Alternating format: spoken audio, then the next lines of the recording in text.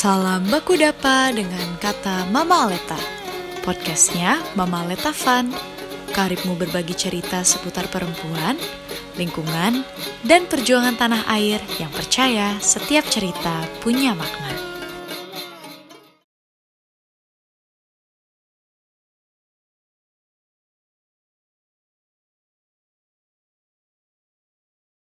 Halo sahabat kata Mama Aleta, siang ini kita akan mendiskusikan tentang mimpi untuk memiliki sebuah museum namanya Museum Nausus.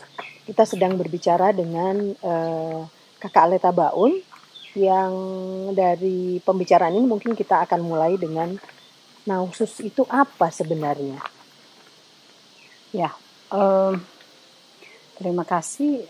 Sebenarnya Nausus itu adalah sesuatu yang sejarah ya. Jadi kata Nausus itu adalah itu batu perempuan. Ini nama batu. Nama batunya itu nama batu. Dan Nau itu adalah dia merangkul. Nau itu menyusui. Oh, ya. Merangkul Jadi batu dan yang menyusui. Iya, batu yang menyusui. Sehingga itu sebenarnya batu itu adalah batu perempuan. Batu perempuan. Nah, sedangkan batu sejarahnya adalah bahwa itu tempat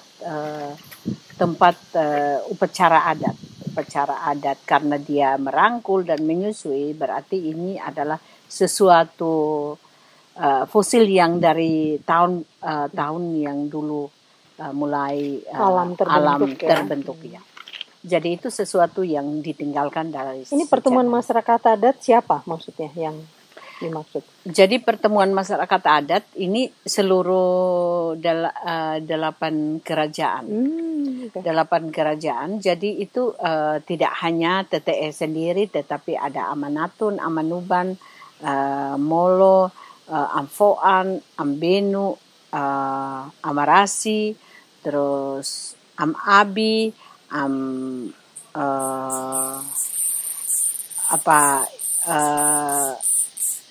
Sabu ya. Ini ada perkumpulan yang lain saya tidak menyebutkan nama-nama, tapi ini ada perkumpulan tokoh-tokoh yang ada di seluruh Pulau Timor, dan itu mereka sebenarnya bahwa itu tempat-tempat untuk melindungi sumber mata air. Nah, Batu Nausus itu sebenarnya ini adalah sejarah di mana batu yang menyusui batu-batu yang lain, karena dia berbentuk seperti rumah, berbentuk seperti piramida dan batu itu. Jadi seperti itu. Nah, ketika kita berbicara tentang Nausus, kita juga berbicara tentang sejarah. Ketika kita sudah berjuang sepanjang tahun dan lamanya 10 tahun dalam perjuangan itu adalah kita meletakkan sejarah adat sebagai kekuatan. Dan karena itu bukan milik perorangan, tapi milik bersama antara antara masyarakat yang satu dengan masyarakat yang lain, dan bukan satu kampung, tetapi ada kampung-kampung yang sebenarnya semua kampung yang ada di Pulau Timor itu juga sebenarnya mengakui tempat itu. Nah, karena kalau batu itu juga cuman kita menonton batu dan orang juga tidak tahu tentang apa sejarah dari batu itu. Ini kalau kita datang ke sana. Ya, kalau kita datang ke sana.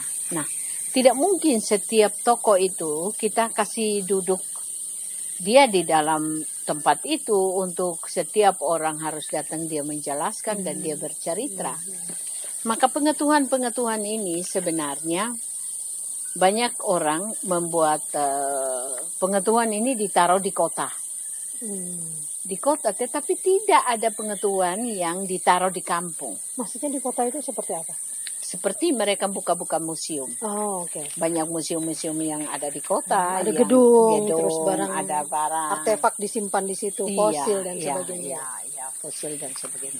Tetapi kenapa bukan tempat itu, yang tempat bersejarah itu, yang dibuat jadi museum untuk orang bisa belajar sambil melihat alam yang ada. Ini pengalaman langsung. Iya, pengalaman langsung dan melihat langsung dan tidak pernah membayangkan ini bawa dari mana, terus itu diletakkan di mana dan sebenarnya pengetahuan kita terbalik. Yang sekarang ada. Yang sekarang untuk membuat museum-museum itu. Karena barang-barang museum itu diambil dari satu tempat. Dikumpulkan ke tempat itu dan orang apalagi dengan anak-anak yang sekarang kan kurang membaca, lebih banyak bermain HP lewat Android, lewat itu pengetahuan itu dangkal, tetapi tidak melihat langsung bahwa fosil itu ada di tempat itu dan tempat ini juga memiliki dan itu membuat orang bahwa kota lebih maju dari kampung sehingga kan terjadi juga banyak anak-anak muda yang setelah dia sekolah, dia merasa pengetahuan di kampung tidak berguna, lebih baik pengetahuan di kota karena di kota itu juga orang bisa belajar tentang sejarah. Karena apa yang terjadi? Barang-barang peninggalan ini diambil, dibawa dan dikumpulkan di satu tempat di kota di mana orang ke kota dan dia akan belajar di situ. Tetapi bukan memperkaya kampung itu untuk jadi pengetahuan di kampung dan dia harus bawa ke kota. Sementara orang mau melihat langsung dan menyentuh langsung dengan alam yang ada. Itu yang dipentingkan. Kenapa bukan pengetahuan itu dikembalikan ke kampung tetapi dan harus hidupkan di kampung. Tetapi harus bawa ke kota dan orang kota yang belajar sedangkan orang kampung tidak belajar. Dia seperti putus. Ya, putus. Itu gagasan kenapa penting ada Museum Nausus ini. Kenapa penting ada Museum Nausus? Sehingga pengetahuan ini tidak boleh putus. Berarti kalau misalnya orang mau belajar, dia datang ke Nausus, dia bisa lihat. Dan orang mau menambang, maka orang juga akan bawa ke Nausus. Kalau waktu batu ini ditambang dihabiskan, berarti tidak ada museum sejago ini. Dan ini tempatnya dibuat. Dan Nausus itu bukan tempat yang orang wisata datang untuk wisata biasa saja. Tapi ini adalah wisata berpengetahuan. Nah, kenapa di tempat-tempat wisata yang alam, yang masih asli, yang masih bagus, yang masih indah, tidak dibuat di museum begitu dan ada wisata-wisata pengetahuan yang ditemukan di situ. Jangan hanya di kota. Ya, seperti itu. Jadi tadi yang Kakak Leta sebutkan itu, Nausus itu tempatnya ada di desa Patukoto ya. Patukoto. Jadi dia semacam lerengnya Mutis ya. Jadi lereng pegunungan Mutis. Nah, di sana itu ada tempat perjuangan. Jadi Nausus itu sempat ditambang oleh perusahaan tambang marmer pada tahun 90-an ya. Ya, 90-an. Yang kemudian berhasil direbut oleh masyarakat adat dan tadi kita membicarakan cita-cita bagaimana agar tempat itu menjadi semacam museum hidup yang orang bisa belajar tentang ada perjuangan masyarakat adat ya. Terus ada perjuangan perempuan juga karena batunya itu adalah batu perempuan. Kakak Leta membayangkan apa lagi sebenarnya yang bisa yang bisa kita pelajari dari Museum Nausus ini kalau nanti ini kita wujudkan. Jadi Museum Nausus ini sebenarnya tidak hanya belajar tentang fosil, belajar tentang barang-barang peninggalan dari leluhur, tetapi bisa belajar dari alam yang ada di sana ya. Di sana bisa belajar dari alam yang ada di sana. Batu itu bukan batu yang kosong, tapi batu yang menjadi rumah air. Nah, itu bisa belajar dari sana. Juga tidak hanya belajar tentang tempat itu, tapi bagaimana belajar tentang perempuan. Dan bagaimana belajar tentang sejarah adat yang ada. Yang perempuan itu seperti apa? Belajar tentang perempuan. Karena batu itu adalah perempuan. Oh ya. Dan kenapa di batu itu menampung sumber air? Karena perempuan itu punya air susu yang sebenarnya bisa menghidupkan banyak orang, bisa menghidupkan makhluk hidup yang lain. Termasuk tenun ya? Ya, termasuk tenun. Tenun itu di tangan perempuan kan? Ya. Jadi tidak hanya kita mendengar, tetapi kita bisa belajar 3 hal yang sangat penting yang tidak bisa dipisahkan. Gender, alam, dan budaya. Itu 3 tidak bisa dipisahkan. Sehingga harus ada museum khusus. Karena kita kalau tidak ada museum, adatnya di mana? Sedangkan batu ini sudah namanya perempuan. Dia adalah batu yang menampung karena dia memiliki pori-pori. Dia disebut rumah air. Nah, ketika kita lihat alam yang sudah siap, tetapi di mana budayanya? Sehingga dengan akan lengkap apabila ada barang-barang peninggalan itu ditaruh di situ di beberapa kampung yang dekat. Karena tidak boleh harus mengambil dari yang jauh-jauh. Karena itu harus di jauh-jauh itu ditinggalkan. Sejarahnya akan menunjukkan kalau kau mau ingin lihat ya ke kampung sana. Jadi bagaimana museum ini sebenarnya nanti yang disebut hidup itu terhubung dengan kampung-kampung lain ya. Kalau ingin belajar ini misalnya belajar tentang perjuangan yang berhubungan dengan ini bisa di desa A atau di desa B gitu. Jadi museum ini sebenarnya tidak berdiri sendiri gitu ya. Tapi dia menghubungkan kampung. Dan mungkin kalau kita pakai itu jadi tempat belajar ke depan ini sahabat kata Mama Aleta, ini kita berharap tempat ini nanti akan terhubung juga dengan mereka yang belajar dari tempat ini ya, dari museum ini ya.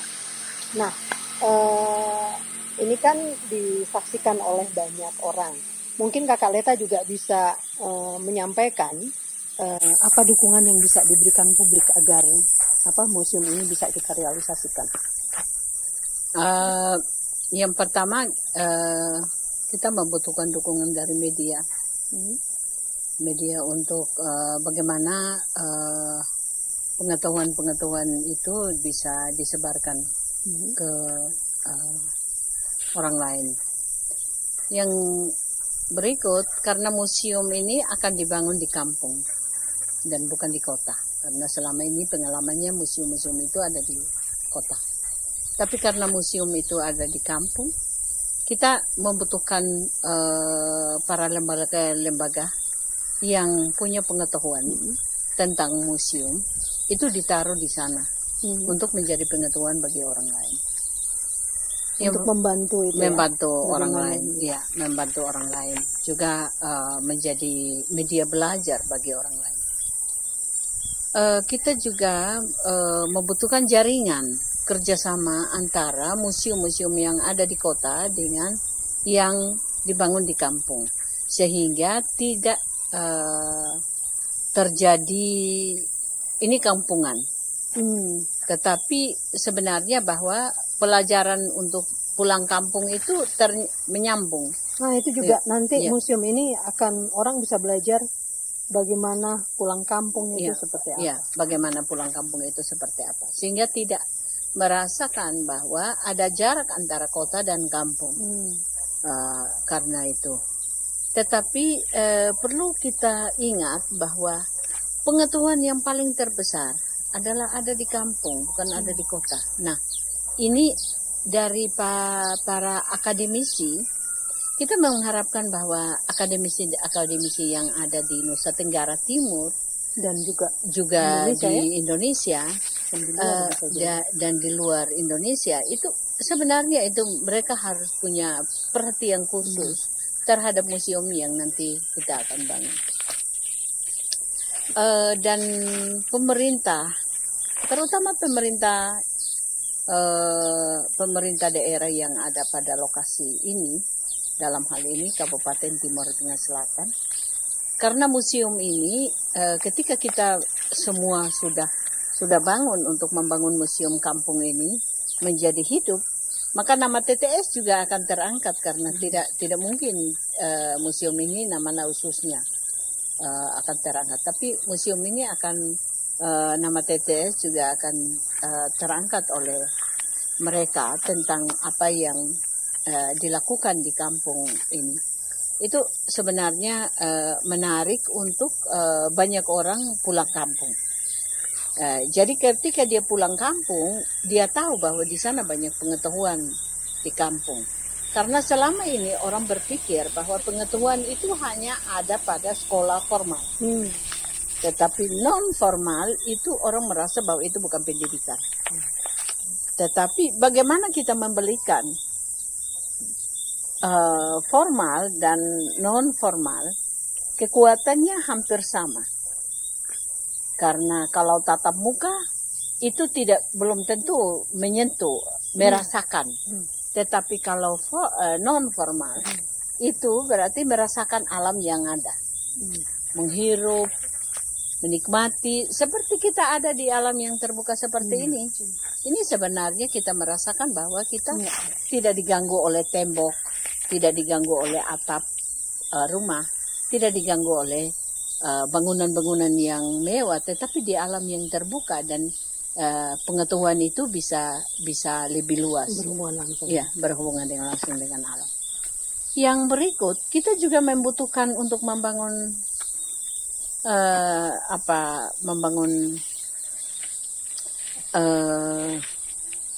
tempat itu, kita membutuhkan dukungan-dukungan finansial dari orang-orang yang peduli dan orang-orang yang merasakan bahwa ini sangat penting, dan kita membutuhkan uluran tangan dari sesama kita, teman kita, seperjuangan, terus orang-orang lain yang punya peduli tentang pengetahuan lokal, yang punya peduli tentang lingkungan, yang punya peduli tentang perempuan, yang punya peduli tentang budaya. Itu kita sangat membutuhkan uluran tangan mereka untuk sama-sama membangun museum ini. Karena museum ini tidak merasa bahwa dimiliki langsung oleh kita sebagai orang yang mau untuk melakukan ini, tetapi museum ini bisa terbuka untuk semua orang yang merasa bahwa ini peduli. Ya. Terima kasih Kak Aleta. Jadi kawan-kawan, bayangkan nanti kalian akan bisa datang ke Nausus dan belajar tentang tidak hanya alam ya, tetapi juga bagaimana pengalaman perjuangan masyarakat adat, perempuan dalam menyelamatkan alam. Begitu saja untuk sesi kali ini. Salam sahabat kata Mama Aleta.